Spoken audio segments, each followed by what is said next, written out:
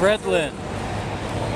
Well, 1975, for those of you who don't know, and I'm looking at the crowd here, and a lot of you didn't see 1975. Some did.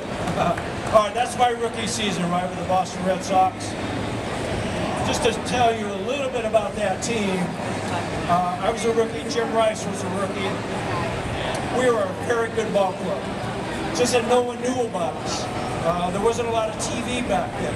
If you didn't play on the game of the week, which was NBC Saturday, we used to call it the game of the world because everybody in the country got to see it. Otherwise, you never knew who we were.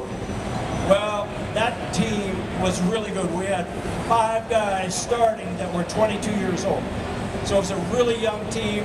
We had a guy named Carly Yastrzemski and Carlton Fisk, really good players. We got to the World Series that year, played the Big Red Machine, Cincinnati. You guys don't like Cincinnati, neither do I. Yeah, there it is. Yeah, Phillies forever, right? Anyway, we lost that World Series 4-3. But after that series, everybody knew who we were. Talk about being physical. There was no padding on the walls in 1975. Those of you who have ever been to Boston, you know what the Green Monster is. It's the left field wall. Back when I played, it was concrete, no padding. You had the scoreboard on a third of it. The rest of it was solid concrete. Game 6 of the 1975 World Series, Ken Griffey Sr. hit a ball to left center. I tried to run it down. I ran out of room and I hit the concrete full speed. I went down and everybody in the country saw it, about 80 million people. And so they, the owners, after that series, they said, you know what, we might have to try to protect our players a little bit because this Lynn kid almost killed himself. I thought I broke my back. I was okay. But it really paved the way for getting padding on the walls the next season. So what the Red Sox did is they put 2 coats of paint on the wall. Yeah, okay. No, they actually put a little bit of padding on it. But I'm directly responsible for having padding on the walls. That's kind of my legacy to this game. See how your contribution to baseball went beyond? Fred, I wanted to talk also about yesterday and today has been the MLB draft. You were drafted by Boston. Okay, so what memories of that day? Do you remember, Okay, we're talking about the draft. I don't know how many people watched the draft yesterday. It's a big deal right now. It's on TV, ESPN has it, everybody has it. MLB.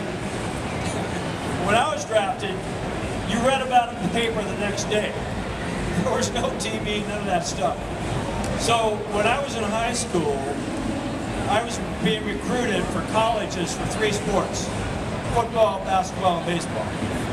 And the professional baseball scouts were scouting me for baseball.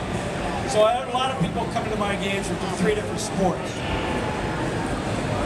When I was drafted in high school, the New York Yankees drafted me, and I believe it was the 2nd round, but we had told, my dad and I, all the scouts, that I was going to go to college. In fact, I was the first person in my family to go to college. I went to the University of Southern California to play football and baseball. We told all the scouts this, but the Yankees drafted me anyway.